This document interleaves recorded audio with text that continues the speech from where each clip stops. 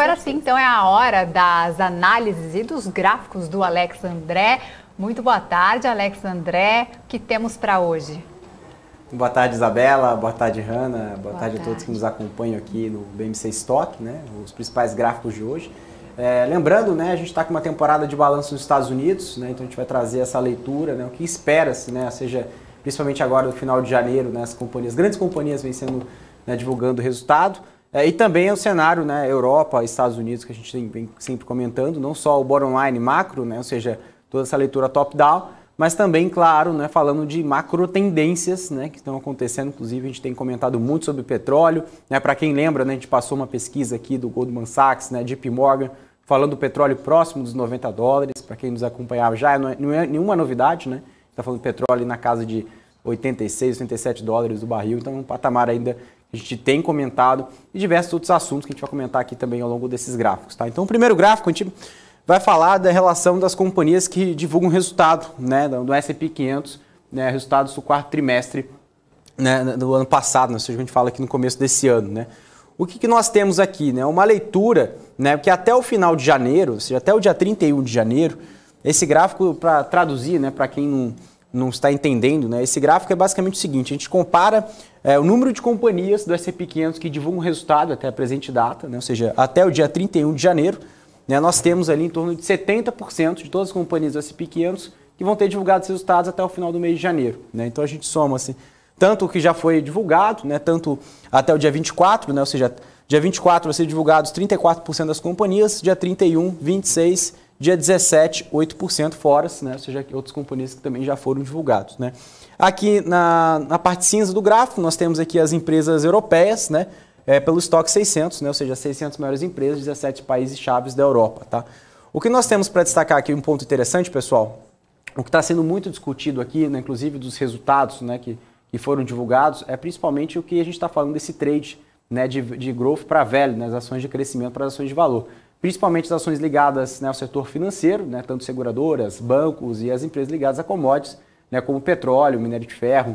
Enfim, a gente estava comentando, inclusive, no mapa de calor agora com a Hanna, falando da própria Vale, né, das ações de petróleo, enfim, também os grandes bancos aqui no Brasil e também tem sido destaque também lá fora, também nos Estados Unidos. Também a gente não pode deixar de lado, né, as empresas de tecnologia, inclusive saiu notícia também hoje, né, a aquisição, né, da Microsoft, né, da Activision, né, uma aquisição gigante, né, mais 70 bilhões de dólares, ou seja, uma aquisição muito grande.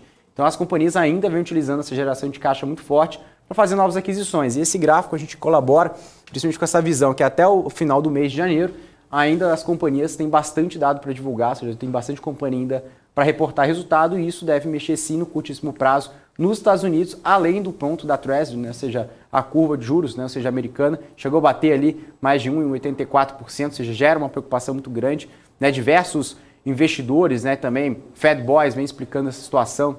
Alguns diretores de bancos centrais vêm falando entre uma alta, né, ou seja, entre 4 e 5 aumentos de juros nesse ano.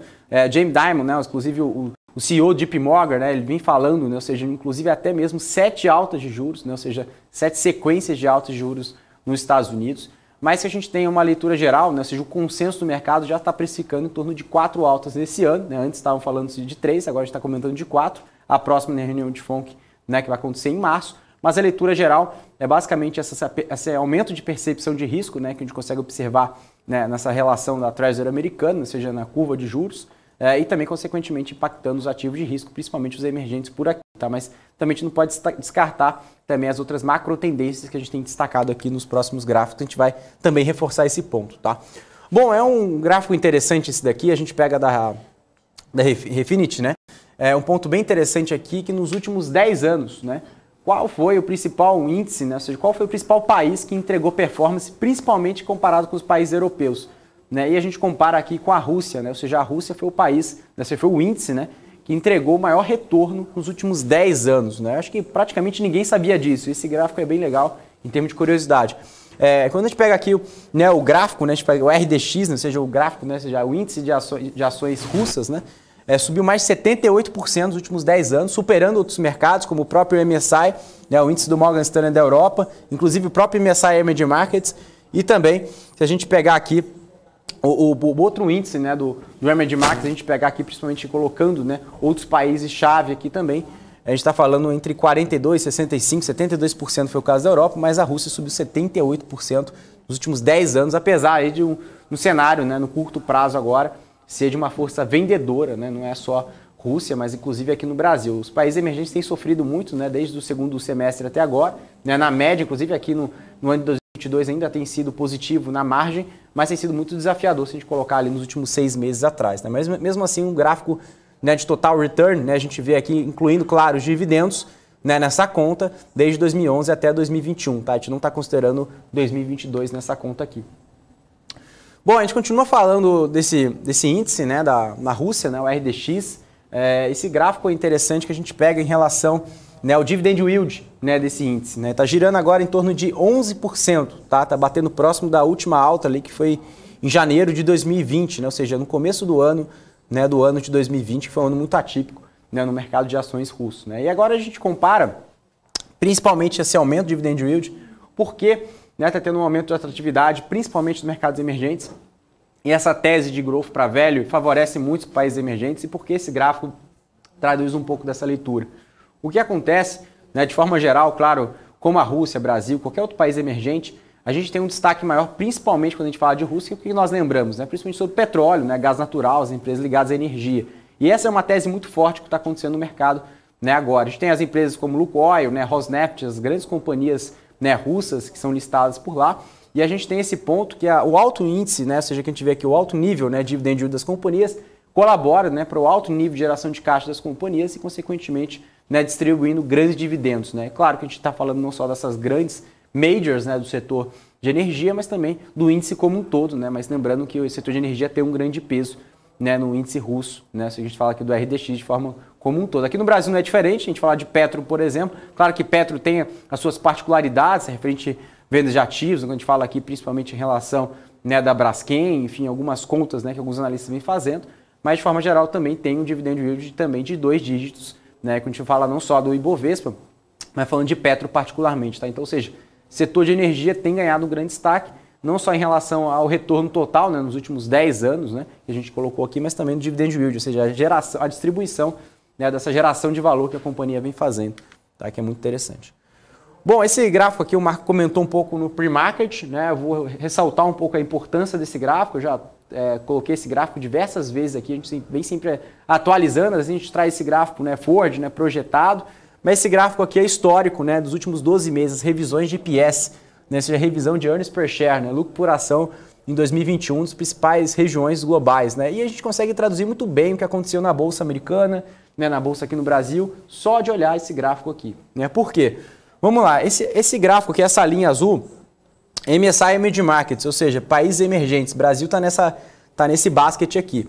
E a gente consegue observar Europa, né, Topix no Japão e S&P 500, né, com revisões para cima de lucro. Né, e nós conseguimos observar até mesmo uma região, né, de queda marginal, né, como pode dizer um pouco mais flat, né, se a gente, por assim dizer, se a gente comparar num período ali de 6 meses, né, num período maior.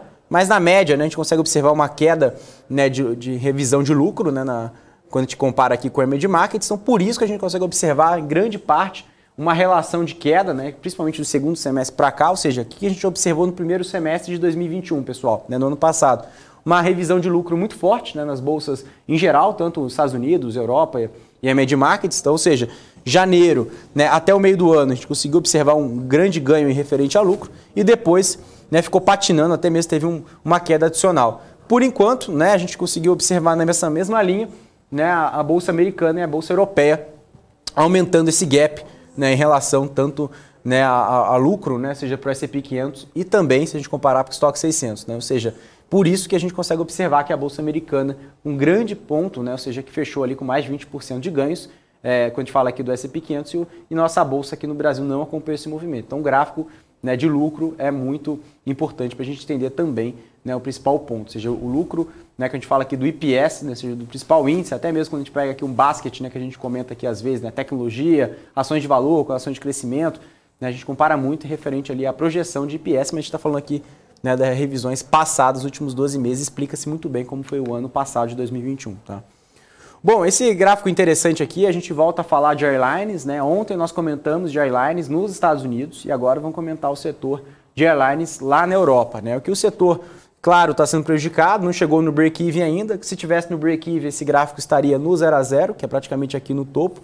Esse gráfico ele tem duas variáveis, a primeira em relação à capacidade de assentos medida pela linha branca, e a linha azul a gente vê ali a relação de pesquisas de passagens por parte dos europeus. Tá? Então, ou seja, tem uma relação muito forte, ou seja, à medida que a pesquisa de passagens chegou a cair próximo de 90% ali no auge da pandemia, né, que foi entre abril e março, também observamos que a capacidade de assentos também caiu de forma drástica. E à medida que a recuperação também dos passageiros torna-se ali mais ativa, como a gente observou ali, né, a partir de maio, junho, até a parte de julho, chegou a bater ali próximo de 30%, até próximo de 20% de recuperação, mas agora estamos ali no nível interessante, pessoal, para a gente destacar. Estamos numa oferta de assentos, né, próximos ali de 40%, né, ou seja, falta em torno de 40% para chegar no nível break-even, né, ou seja, no 0 a 0 em capacidade de assento com o nível pré-pandemia, mas ao mesmo tempo nós temos aqui uma queda adicional em pesquisa, né, por parte de passagem, né, nos europeus, ou seja, a gente está ali no número próximo de 50%. Ou seja, o que simboliza esse gráfico? Que tem mais assentos no que de fato procura por passagens. O que pode ter ali num próximo ponto, né, ou seja, caso não tenha uma parte, né, ou seja, de uma flexibilidade, né, ou seja, em relação às restrições provocadas pelo coronavírus, né, tem se discutido inclusive no Reino Unido, algumas regiões da Europa, né, inclusive essa questão de flexibilização por lá, para justamente não só o setor, né, de turismo, mas o setor como aéreo como um todo, né, o setor hoteleiro, enfim, tudo isso colaborar para um tom mais positivo, e o mercado já começa a precificar nesse sentido. Não é isso que a gente está observando agora, o mercado vem precificando ao contrário, né, ou seja, a gente consegue observar inclusive a Omicron, né, penalizando muito isso, e o mercado vem colocando na conta. Então agora a gente tem uma tendência mesmo que a capacidade de assento seja maior do que a capacidade de pesquisa, né, por assento.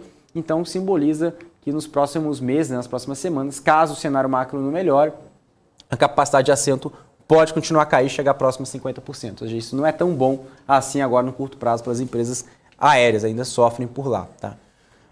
Bom, a gente continua falando sobre a questão de reabertura econômica, né?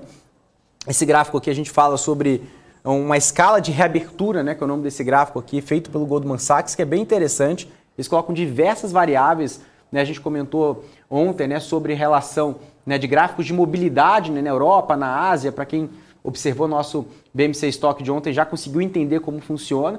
E esse gráfico ele não pega só o índice de mobilidade, né, de várias regiões, ele pega diversas variáveis e compila num gráfico, a gente fala principalmente em relação à economia internacional, doméstica da Europa, e também de forma como um todo, né? Ou seja, o compilado, né, de forma geral. Então a gente está comentando aqui que na Europa a gente tem uma escala de abertura, né? Ou seja, quanto mais próximo de zero, melhor, né? Ou seja, vai chegando próximo do break-even, mas agora estamos próximos ali de 32% negativo, né? Ou seja, ainda falta em torno ali de 30% para fechar esse gap, né? Na semana que terminou em 9 de janeiro, lembrando que estava em torno de 27%, ou seja, as preocupações aumentaram, como eu estava falando até no gráfico anterior, ou seja, ainda vão aumentando as preocupações e vem aumentando cada vez mais esse gap, né? Ou seja, aumentou em torno de 5% de uma semana para cá. Né? A principal causa é o declínio, né? Foi a deterioração do lazer doméstico, as pessoas, né, da própria Europa, né? Ou seja, os próprios cidadãos europeus viajando menos, né, dentro das suas próprias regiões. Como a gente consegue observar principalmente em relação à variação, né, de hóspedes, né, de hotelaria, reserva de restaurante, tráfego aeroportuário doméstico menor, tudo isso, né? Ou seja, são diversas variáveis que eles colocam no modelo, provavelmente aí devido ao final da temporada de férias. Também eles colocaram esse ponto, ou seja, as pessoas voltando ao trabalho, viajando menos dentro da Europa. Então a gente consegue observar também esse índice de reabertura ficando cada vez mais fraco, né? Ou seja, marginalmente de uma semana para cá. Então essa é mais uma tese que também colabora, né, com o gráfico que a gente falou anterior sobre o cenário, né, aeroportuário, ou seja, o cenário de aviação civil na Europa. Tá? Bom, eu estava comentando aqui sobre a questão da precificação, né, do mercado em relação a juros. Então esse gráfico a gente volta a falar da alta de juros nos Estados Unidos, esse gráfico aqui do Goldman Sachs. Então o mercado já precifica, né, em torno ali de 3,7 aumentos, ou seja, em torno de 4 aumentos, né, de juros para esse ano de 22, né, ou seja, as taxas do Fed precificado para 22, e em torno de 2,3, ou seja, o mercado espera-se em torno de duas vezes, né, dois aumentos de juros para 23, ou seja, para 2023, e os participantes do mercado, né, parecem estar inferindo, ou seja, colocando, né, ou seja, nos seus modelos, que os riscos para a precificação das políticas, né, monetárias estão agora mais equilibradas, né, ou seja, o que a gente observa principalmente, porque a gente fala equilibrado, porque o mercado já consegue precificar, né, uma alta de juro agora em torno de 4 vezes, né, então a gente consegue observar aqui aumento de 4 vezes, né, em torno de 3, acima de 3,5 já considera próximo de 4, né.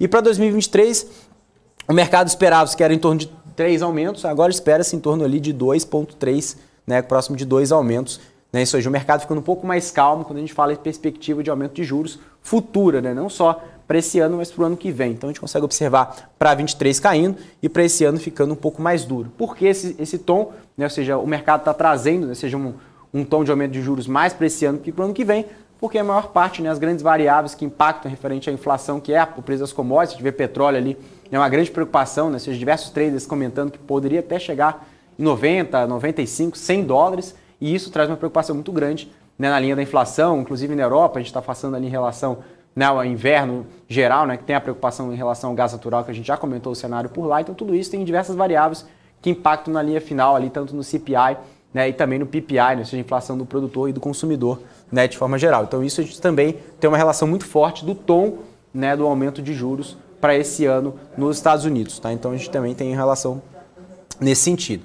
Bom, aí a gente coloca esse gráfico aqui, que é muito interessante, que é uma linha de tendência desde 1994, tá, da margem de lucro do S&P 500. Tá? Então essa margem de lucro tem sido ascendente, claro, apesar das altas e baixas dos últimos anos. Né? Crise de 2008, crise .com, né, da crise dos anos 2000, pandemia do coronavírus, mas querendo ou não, temos aqui uma linha ascendente. Né? Isso a gente está falando aqui de uma margem de lucro do S&P 500, 12%. Claro que a gente está comparando uma janela desde 94, mas em comparação também, se a gente olhar principalmente essa margem de lucro da Bolsa Americana, tem uma leitura que no longo prazo, né, as companhias americanas, quando a gente fala não só as top 10, que tem maior peso ali sobre o S&P 500, mas o índice como um todo tem uma perspectiva, né, de aumento de lucratividade e, consequentemente, geração de caixa, né, e valorização das suas ações no longo prazo. Então, a gente está falando de uma janela aqui principalmente de 5 a 10 anos no mercado americano em geral, tá? Quando a gente fala aqui do próprio S&P.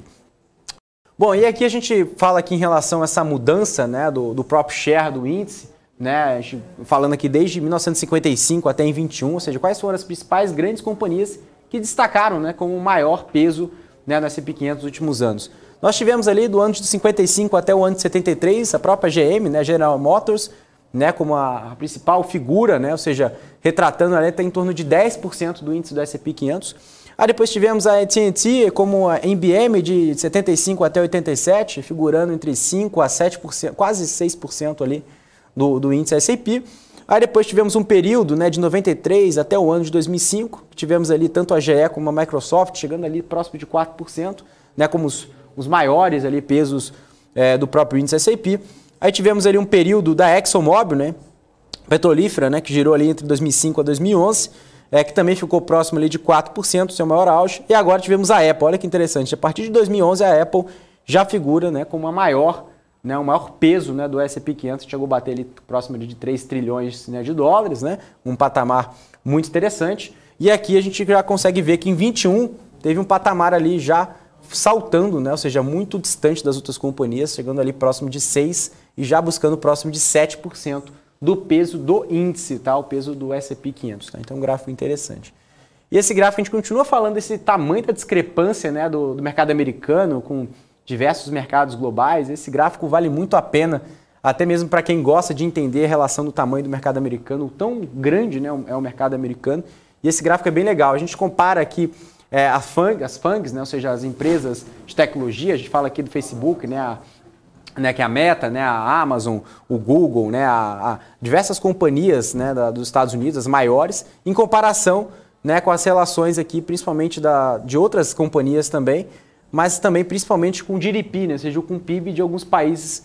Né, então, inclusive, essas principais ações americanas, né, se a gente somar aqui o market cap, é muito maior até mesmo em relação ao tamanho de um PIB de determinado país. Então, a gente vê aqui, né, que as FANGs, né, de forma geral, elas somam-se ali próximo de 9,4 trilhões de dólares, né, se a gente somar todas essas companhias, né, o market cap, a gente está falando aqui, né, de 2021, né, ou seja, um ano fechado, comparando aqui com o PIB de 2020 de determinados países, ou seja, o PIB do Japão, 5 trilhões de dólares, né, só essas companhias, 9,4 trilhões, ou seja, né? Algumas companhias dos Estados Unidos têm um PIB muito maior do que o PIB do Japão.